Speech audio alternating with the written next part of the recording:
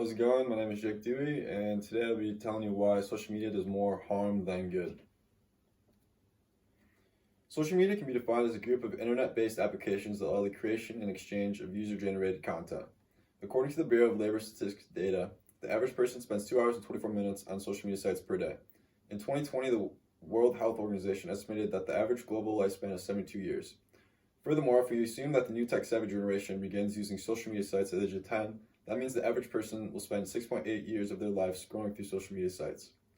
I chose this topic for the purpose of giving a different perspective of the beloved craze that social media is. Social media isn't always a place where one is praised by their peers. For some, it is a place that can lead to cyberbullying, social anxiety, depression, and low self-esteem. People have the ability to browse social media platforms on their smartphones at home, work, and even at school.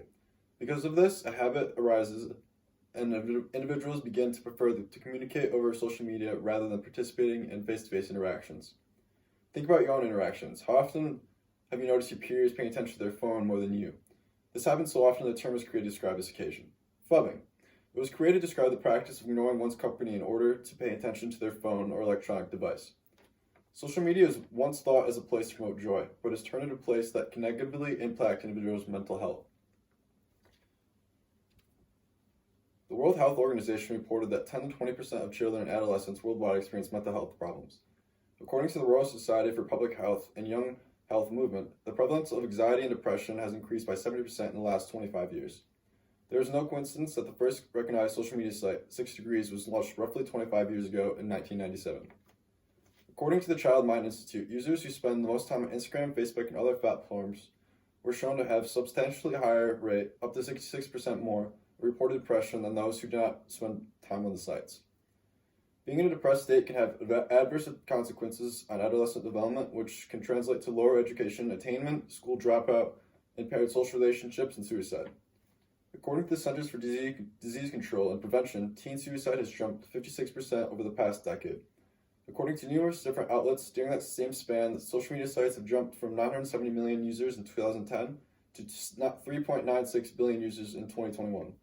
The more people being exposed to these various different social media sites increases the likelihood of experiencing cyberbullying. According to StopBullying.org, 43% of teens have been bullied while online. Individuals are able to hide behind a screen and send messages of intimidating or threatening nature with no consequences. Without being held accountable, these cyberbullies are able to do more psychological damage than the traditional bully. Teenagers are now choosing to take their own life at a high rate as a result. Furthermore, the amount of time you spend on social media sites can also lead to some unwanted side effects. In the recent past, humans spent most of their evenings in the dark. But nowadays, we are surrounded by artificial lighting all day and night. More adolescents are now spending their night on social media sites and surfing the web. According to the Journal of Clinical Endocrinology and Metabolism, the pineal gland hormone melatonin is released during the biological night and provides the body's internal signal of darkness.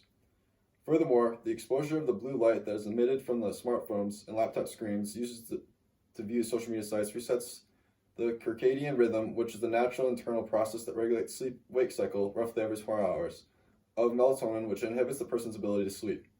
For those individuals who begin to have bad sleeping habits, it can have a negative impact on performance. Without good night's sleep, an individual may lose the ability to think clearly or the ability to react quickly during a sporting event. You may also become more sensitive, moody, irritable. Therefore, scrolling through social media sites before bed is not a smart idea if you want to be at your peak performance the next day. According to 2 cross-sectional surveys of American and German university students, Chu and Edge transcribed in their findings that students who spend more time on social media platforms are more likely to feel envious of others. Furthermore, they went on to state that these students experience FOMO. Fear of missing out is social anxiety that stems from the belief that an individual feels like they are going to miss out on something.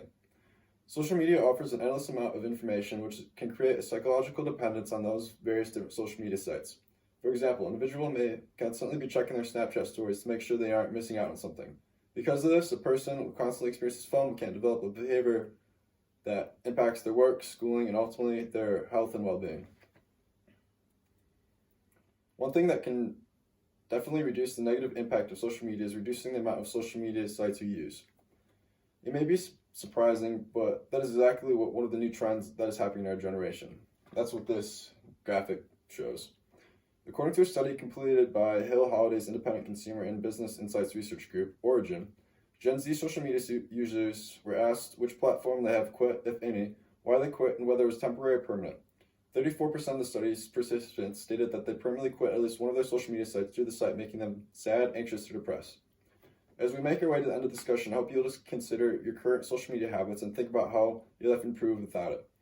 As a reminder, social media has the ability to negatively impact the individual's life and can result in mental health issues, sleeping, your ability to sleep, and overall quality of life. By now, I hope you realize that social media does more bad than good and that you live a happier life without it.